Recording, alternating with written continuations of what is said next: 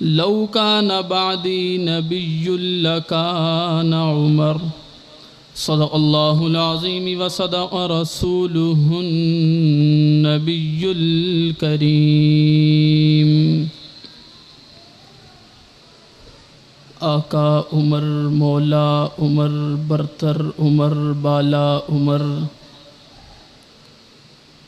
آقا عمر، مولا عمر، برتر عمر، بالا عمر، ذات نبی پاک پر سو جان سے شہدا عمر۔ ما بعد ختم المرسلین کوئی نبی آنا نہیں، ما بعد ختم المرسلین کوئی نبی آنا نہیں، یہ سلسلہ چلتا اگر تو ایک نبی ہوتا عمر۔ واجب الاحترام معزز سامعین گرامی قدر، میرے دوستو، بھائیوں، بزرگوں، آپ سے وقتاً فوقتاً ملاقات ہوتی رہتی ہے۔ حضرت تشریف فرما ہیں، زیادہ دیر نہیں، بھائی فیصل صاحب کے حکم پر چند منٹ آپ کے سامنے یکم محرم الحرام کے حوالے سے گفتگو کر کے اجازت چاہوں گا۔ آج یکم محرم الحرام ہے، اور یکم محرم الحرام داماد علی المرتضیٰ، مراد مصطفیٰ، خلیفہ دوم سیدنا فاروق اعظم رضی اللہ تعالی عنہ کی شہادت کا دن ہے۔ یہ محرم کا مہینہ بھی بڑا عجیب مہینہ ہے کہ جس کی یکم تاریخ کو بھی ایک شہید ہے اور 10 تاریخ کو بھی ایک شہید ہے، اور دونوں ہی شہید بڑی عظمت والے، بڑے مقام والے، بڑے مرتبے والے۔ اللہ رب العزت نے دونوں شہیدوں کو بڑی فضیلتیں عطا کی ہیں۔ تو سیدنا فاروق اعظم رضی اللہ تعالی عنہ گلدستہ صحابیت میں سے وہ صحابی رسول ہیں۔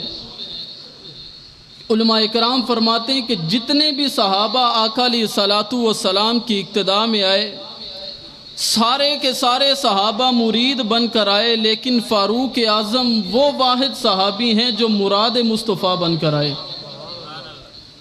جو خود نہیں آئے بلکہ اللہ رب العزت سے جن کو اللہ کے نبی نے مانگ کر لیا، اور صرف یوں نہیں مانگا، کعبے کا غلاف پکڑ کر طواف کر کے اور فرمایا اللہ دین کی عزت کے لیے عمر عطا فرما دے۔ جتنے بھی صحابیوں نے اسلام قبول کیا، سب کی عزت، سب کا مقام، سب کا مرتبہ اسلام کے ساتھ ہے، لیکن فاروق اعظم وہ واحد صحابی ہیں کہ جن کے ساتھ اسلام کا مرتبہ ہے، کہ جن کے آنے کے ساتھ اسلام کی عزت ہے۔ اور فاروق اعظم رضی اللہ تعالی عنہ وہ واحد صحابی رسول ہیں کہ جن کے بارے میں آقا علیہ الصلاۃ والسلام نے فرمایا لو کان بعدی نبی لکان عمر، کہ اگر میرے بعد کوئی نبی ہوتا تو عمر ہوتا۔ یہ میرے نبی نے کیوں فرمایا، کس وجہ سے فرمایا؟ آقا علیہ الصلاۃ والسلام نے حضرت عمر کی زندگی میں، ان کی سیرت اور صورت میں ایسی چیزیں دیکھ لی تھیں، ایسی وجوہات دیکھ لی تھی جو نبیوں کی زندگی میں ہوا کرتی ہیں، کیونکہ فاروق اعظم ایسا مشورہ دیا کرتے تھے کہ زمین پر بولتے تو جبرائیل آسمان سے قرآن لے کر کے اتر جاتا۔ فاروق اعظم وہ واحد صحابی رسول ہیں کہ جن کی زندگی کا مطالعہ کیا جائے تو لو کان بعدی نبی لکان عمر، اس حدیث کی تشریح آپ کو عمر کی زندگی میں یوں ملے گی کہ اگر انبیاء کا تذکرہ چھیڑوں، آدم علیہ السلام سے لے کر کے عیسیٰ علیہ السلام تک ایک ایک نبی کا تذکرہ کرتا جاؤں، ہر نبی کی زندگی میں کوئی عمل ایسا ضرور ہے جو عمر کی زندگی میں موجود ہے۔ وقت کم ہے، میں زیادہ دیر لینا نہیں چاہتا، صرف 2 یا 3 مثالیں دے کر کے اجازت چاہوں گا۔ میں آپ کو اللہ کے نبی حضرت موسیٰ علیہ السلام کی زندگی میں لیے چلتا ہوں کہ حضرت موسیٰ علیہ السلام اپنی قوم بنی اسرائیل کو فرعون سے بچانے کے لیے لے کر کے نکلتے ہیں اور بھاگتے ہوئے جا رہے ہیں۔ فرعون کا لشکر پیچھے ہے، حضرت موسیٰ اپنی قوم کے ساتھ آگے چلتے ہوئے نظر آتے ہیں۔ جب دیکھا دریا آ گیا، اب پار کرنے کے لیے کوئی جگہ نہیں ہے، کوئی چیز نہیں ہے، کوئی کشتی نہیں ہے، کوئی بحری جہاز نہیں ہے، کیسے پار کیا جائے؟ تو حضرت موسیٰ علیہ السلام نے اللہ کے حکم سے درہ پانی میں مارا، آسا پانی میں مارا، تو اللہ نے اس دریا میں سے راستوں کو بنا دیا۔ روایات میں آتا ہے ایسے راستے بنائے جیسے روڈ بنا ہے، ایسے راستے بنائے جیسے موٹر وے چمکتی ہے، ایسے راستے بنائے کہ سارے اپنے راستوں سے گزر گئے۔ آئیے اس کے بعد فاروق اعظم کے دور خلافت میں لیے چلتا ہوں۔ یہ وہ صحابی رسول ہیں کہ جن کے بارے میں اللہ کے نبی نے فرمایا لو کان بعدی نبی لکان عمر۔ ارے نبی نے کیا دیکھا تھا، کون سی صفات دیکھی تھی کہ کہا کہ اگر میرے بعد کوئی نبی ہوتا تو عمر ہوتا۔ تو اللہ کے نبی نے یہ دیکھا تھا کہ وہ صفات جو نبیوں میں تھی وہ عمر میں موجود تھی۔ عمر کا زمانہ ہے، عمر بن عاص خط لکھتے ہیں کہ عمر دریائے نیل نہیں چل رہا، آگے نہیں بڑھ رہا، بچی مانگتا ہے دلہن بنا کر کے پیش کرو تب چلوں گا، ویسے پانی نہیں دوں گا۔ عمر نے خط لکھ چھوڑا اور خط لکھ کر کے بھیج دیا، جاؤ اس دریا میں دفنا دو، اور دریا میں دفنانے کے بعد جلدی سے وہاں نکل جانا۔ صحابہ اکرام عمر کا خط لے کر کے دریائے نیل پر پہنچتے ہیں، اور پھر دنیا نے دیکھا کہ جب عمر کا خط دریائے نیل کو ملتا ہے تو اس دن سے لے کر کے آج تک دریائے نیل میں پانی 1 انچ کم نہیں ہوا، بڑھتا نظر آیا ہے۔ یہ عمر کی زندگی ہے، یہ لو کان بعدی نبی لکان عمر ہے کہ اگر نبی کوئی ہوتا تو عمر ہوتا۔ آئیے آپ کو ایک اور نبی دکھاتا ہوں جسے حضرت سلیمان کہتے ہیں، جن کو اللہ نے عزت ایسی دی، جن کو اللہ نے عظمت ایسی دی، جن کو اللہ نے بادشاہی ایسی دی، تخت پر بیٹھتے ہیں۔ ہوا کو کہا جاتا ہے تخت اڑا کر کے لے جاؤ، ہوا تخت اڑا کر کے ایک جگہ سے دوسری جگہ لے جاتی ہے۔ ہوا حضرت سلیمان کی مسخر کر دی گئی، حضرت سلیمان کے تابع کر دی گئی۔ لیکن آئیے فاروق اعظم کی زندگی دیکھیے، عمر کی زندگی دیکھیے۔ عمر کی زندگی میں حضرت عمر نے حضرت ساریہ کو لشکر کا امیر بنا کر کے جنگ کے میدان میں اتارا ہے۔ صحابہ جنگ لڑ رہے ہیں، عمر فاروق مدینہ منورہ میں بیٹھ کر کے منبر رسول پر خطبہ ارشاد فرما رہے ہیں کہ اللہ کی طرف سے الہام ہوتا ہے۔ عمر دیکھ رہے ہیں کہ صحابہ اکرام میدان جنگ میں ہے، دشمن پہاڑ کے پیچھے سے میدان جنگ میں حملہ کرنے کے لیے تیار کھڑا ہے۔ فاروق اعظم وہاں منبر سے بیٹھے ہوئے آواز لگاتے ہیں کہ ساریہ پہاڑ کی طرف دیکھو۔ ہوا عمر کی آواز کو لے کر کے اس میدان میں پہنچ جاتی ہے اور صحابہ کو بتا دیتی ہے کہ عمر کی آواز آج وہ ہوا لے کر کے پہنچی ہے جو ہوا سلیمان کی آواز سلیمان کے تخت کو لے کر کے اڑا کرتی تھی۔